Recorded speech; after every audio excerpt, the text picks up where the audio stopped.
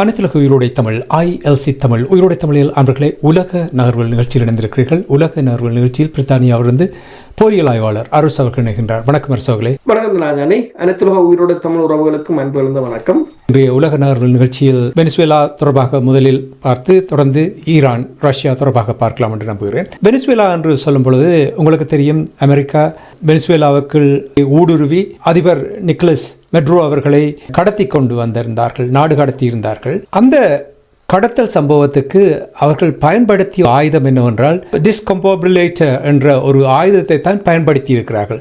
முதலில் இந்த டிஸ்கம்போபிரிலேட்டர் என்ற அந்த ஆயுதத்தை பற்றி கூறுங்கள், அது தொடர்பாக எவ்வாறு இதை கையாண்டார்கள் என்றும் கூறுங்கள். உண்மைதான், இந்த டிஸ்கம்போபிரிலேட்டர் என்ற ஆயுதத்தை அமெரிக்க அதிபர் தான் கடந்த ஞாயிற்றுக்கிழமை இது தொடர்பாக ஊடகங்களுக்கு தெரிவித்திருந்தார். ஆனால் தான் அது தொடர்பாக மேலதிக விவரங்களை சொல்ல போவதில்லை. அந்த ஆயுதங்களை கொண்டுதான் அது யாரிடமும் இல்லை, எங்களிடம் தான் இருக்கிறது என்று எல்லோருக்கும் ஒரு பீதியை கிளப்பி இருக்கின்றார். இந்த நிலையில் இது தொடர்பாக பிரசல்ஸில் இருக்கின்ற படைத்துறை ஆய்வாளர் எலினாத் மெக்னியர் அவர் ஒன்றை கூறியிருக்கின்றார். என்னென்று சொன்னால், இப்ப என்னென்றால் அவர் ட்ரம்பை பொறுத்தவரையில் அது என்ன ஆயுதம் என்றதை கூறவில்லை. இப்ப அவர்கள் ஒன்றை கூறுகிறார்கள். இப்போ அங்கிருந்து கிடைக்கப்பட்ட சாட்சியங்களின் அடிப்படையில் அதுல கியூபாவின் சிறப்பு படையணியினர் 2 கேர்னல் தர அதிகாரிகள் உட்பட சிறப்பு படையினர் கிட்டத்தட்ட 32 பேர் கொல்லப்பட்டிருந்தார்கள். அவர்களுடைய உடலங்களை கொண்டு வந்த போது ஒரு சிறிய பெட்டிகளில் தான் கொண்டு வந்தார்கள். சிதறிவிட்டது என்று சொன்னார்கள், எரிந்து விட்டது என்று சொன்னார்கள். என்ன நடந்தது என்று தெரியல. அப்ப இப்போ ட்ரம்ப் இவ்வளவு மினிமமான இன்ஃபர்மேஷனை தான் கொடுத்திருக்கிறார். இப்ப இது அவர் கூறுகிறார், அந்த ராணுவ ஆய்வாளர், என்னென்று சொன்னால், இந்த ஹை இன்டென்சிட்டி சவுண்ட் வேவ்ஸ் என்று சொல்றது. சில சமயங்களில் இந்த ஹை இன்டென்சிட்டி சவுண்ட் வேவ்ஸை இவர்கள் யூஸ் பண்ணியிருக்கலாம். அது உங்களோட தலைக்கிலேயே ஒரு எக்ஸ்ப்ளோஷனை ஏற்படுத்தும் என்று சொல்லி, அதனால ரத்தம் காதுக்களால மூக்குகளால் எல்லாம் ரத்தம் வரும், ரத்தமா வாந்தி எடுப்பீர்கள், அப்படியே கொலாப்ஸ் ஆகி விடுவீர்கள் என்று கூறியிருக்கிறார். அந்த ஆயுதமாக இருக்கலாம் சில சமயம். ஏனென்றால் அங்கு இருந்தவர்களும் அவ்வாறுதான் கூறியிருக்கிறார்கள், தங்களுக்கு தலையே வெடித்தது மாதிரி இருந்தது என்று சொல்லியிருக்கிறார்கள். அதை சில சமயங்களில் சொனிக் வெப்பன் என்றும் சொல்வதுண்டு. அதே சமயம் இன்னொன்று சொல்கிறார். என்று சொன்னால் லாங் ரேஞ்ச் அக்கோஸ்டிக் டிவைசஸ் என்று சொல்கிறது, LRAD என்று சொல்கிறது. இது இந்த தனிநபர் இந்த ஆயுதத்தை தனிநபர்களை குறிவைத்து மற்றது எலக்ட்ரானிக் வார்ஃபேரை குழப்புவதற்காக இதனை பயன்படுத்தி இருக்கலாம். எலக்ட்ரானிக் வார்ஃபேர், அதாவது இந்த மிசைல்ஸுகள் மற்றது வான் பாதுகாப்பு பொறிமுறைகளை டீஆக்டிவேட் பண்ணுவதற்கு சில சமயம் இதை யூஸ் பண்ணியிருக்கலாம் என்று கூறுகிறார்கள். அதே சமயம் இன்னொன்று கூறுகிறார்கள் என்று சொன்னால் ஆக்டிவ் டினையல் சிஸ்டம் என்று சொல்றது, ADS என்று சொல்றது. அந்த ஆக்டிவ் டினையல் சிஸ்டம் என்னென்று சொன்னால், அதை ஆக்டிவேட் பண்ணினால் உங்கள் உடம்பு கடுமையான வெப்பம், உங்களோட தோல் எரிவை ஏற்படுத்தும் என்றும், அப்ப நீங்கள் மறைந்திருக்கிற இடத்திலிருந்து நீங்கள் வெளியில வருவீர்கள் என்று சொல்லப்படுது. அதாவது பல இடங்களில் நீங்க பார்த்தீங்கன்னா அரசு தலைவர் மாளிகையில் அசையாமல் தான் நிற்பார்கள் அந்த கார்ட்ஸ். அவர்களை சில சமயங்களில் இரவு நேரங்களில் அவர்களை கண்டறிவது அல்லது பதுங்கி இருப்பவர்களை கண்டறிவது கடினம். ஆனால் இவ்வாறான ஒரு ஆயுதம் என்றால் அவர்கள் எல்லோரும் வெளியில் வர வேண்டிய ஒரு நிலையை ஏற்படுத்தலாம், அதன் பிறகு கொண்டிருக்கலாம் என்றும் அவர்கள் கூறுகிறார்கள்.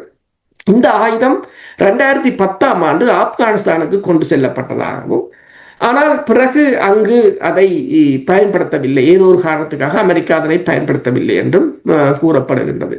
பல களமுனைகளில் இப்ப உங்களுக்கு தெரியும், பங்கபஸ்டர் குண்டுகள் கூட 2017ஆம் ஆண்டு புதுசாக கண்டுபிடிக்கப்பட்டது.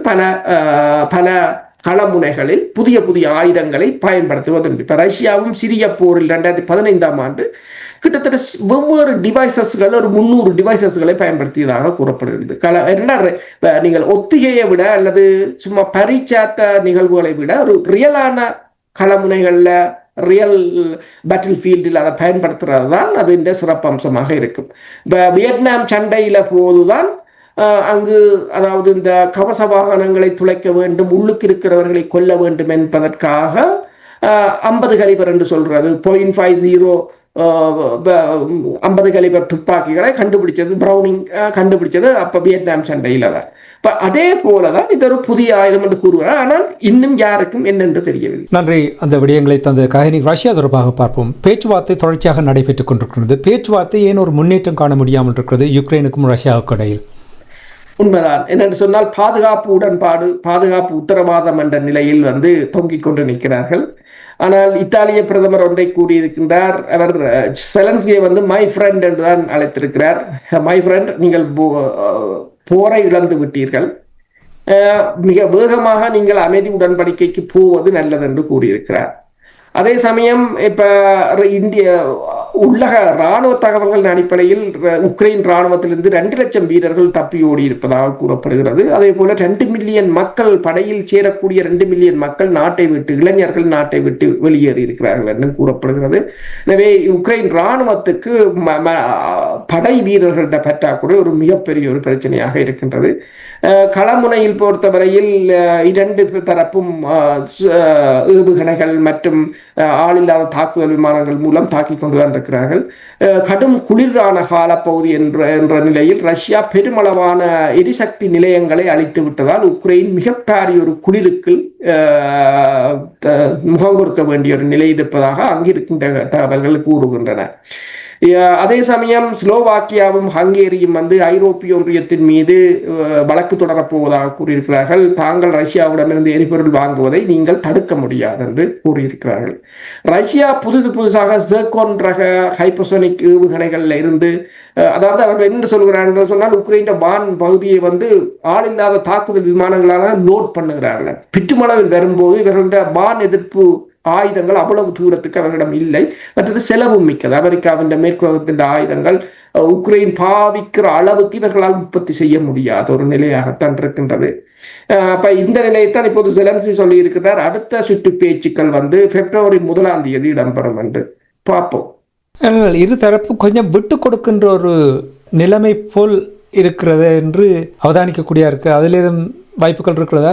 உண்மைதான். உக்ரைனால போரை இழந்து விட்டது. உக்ரைனால தொடர்ந்து சண்டை பிடிக்க முடியாது. ஏனென்றால் அமெரிக்கா பெருமளவில் உதவிகளை செய்வதை நிறுத்தி இருக்கின்றது.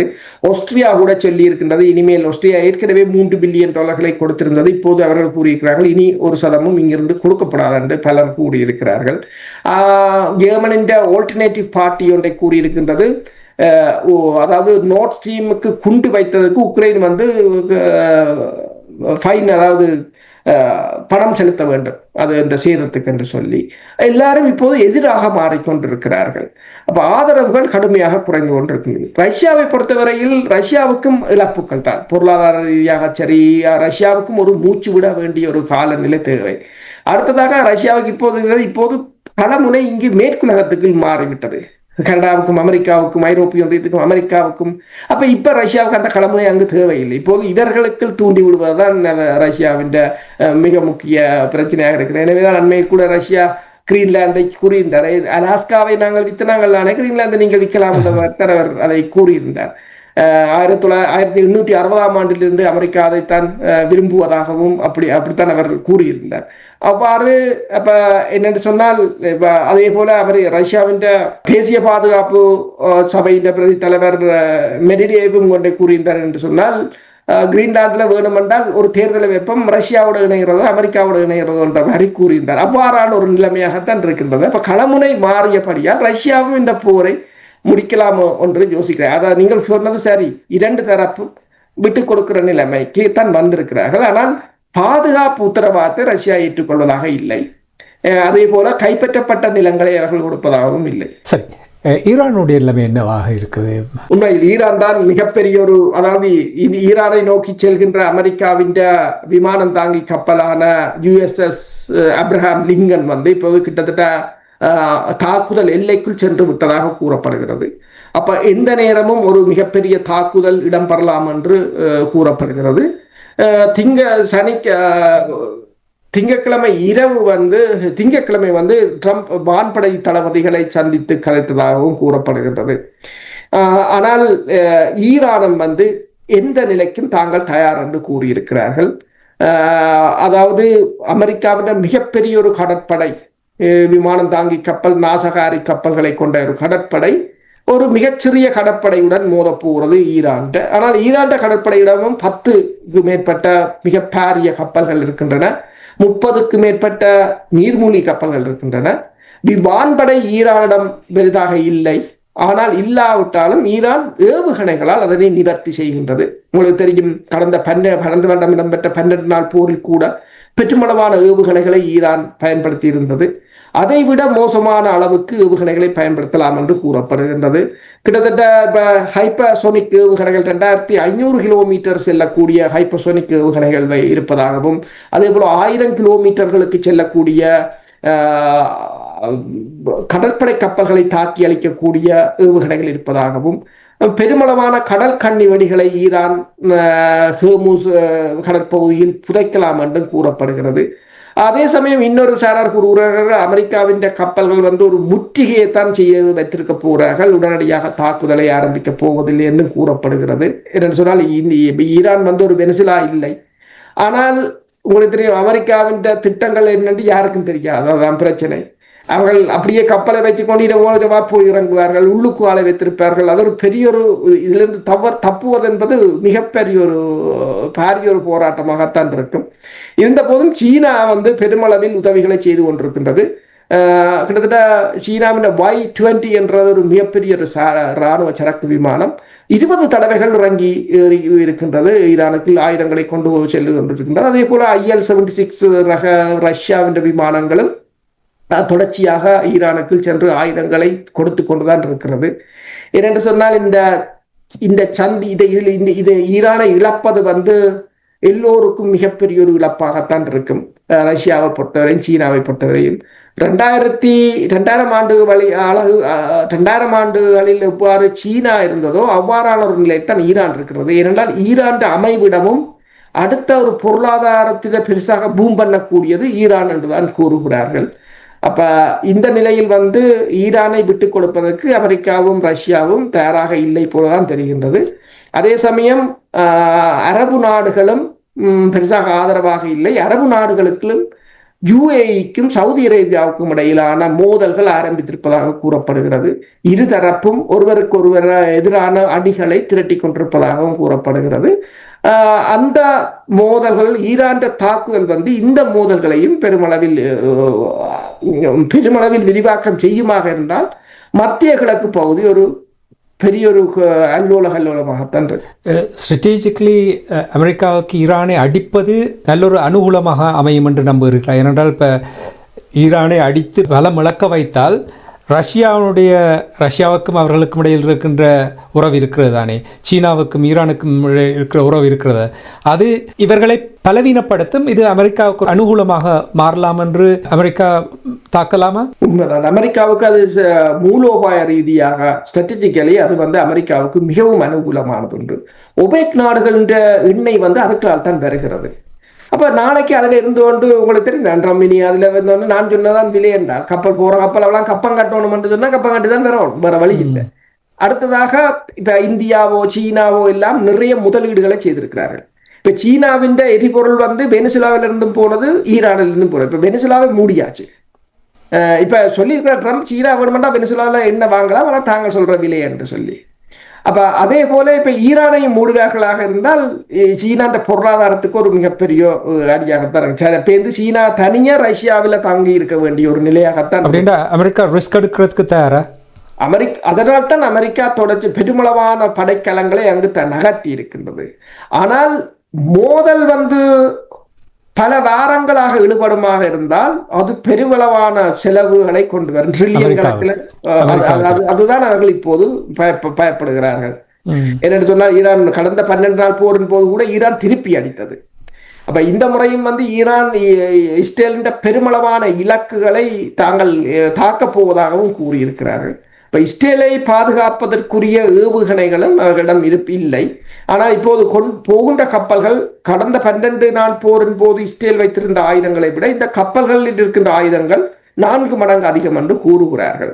ஆனால் அதே அளவுக்கு ஈரானும் தன்னை பலப்படுத்தி கொண்டிருப்பதாகத்தான் கூறப்படுகிறது. அதே சமயம் ரஷ்யாவின் பாதுகாப்பு துறை தேசிய பாதுகாப்பு மையத்தின் பிரதி தலைவர் மெட்வெடேவ் ஒன்றை கூறியிருக்கின்றார். அணு ஆயுதம் இருந்தால்தான் உங்கள் இறமை காக்கப்படும் என்றும், ஈரான் ஏதோ ஒரு வழியில் வெகு விரைவாக நீங்கள் அணு ஆயுதத்தை பெற்றுவிட்டால் நீங்கள் இந்த அமெரிக்கா இஸ்ரேலின் பிரச்சனைகளில் இருந்து நீங்கள் ஓய்வாக இருக்கலாம் என்று அவர் ஒரு ஆலோசனையை கூறியிருக்கிறார்.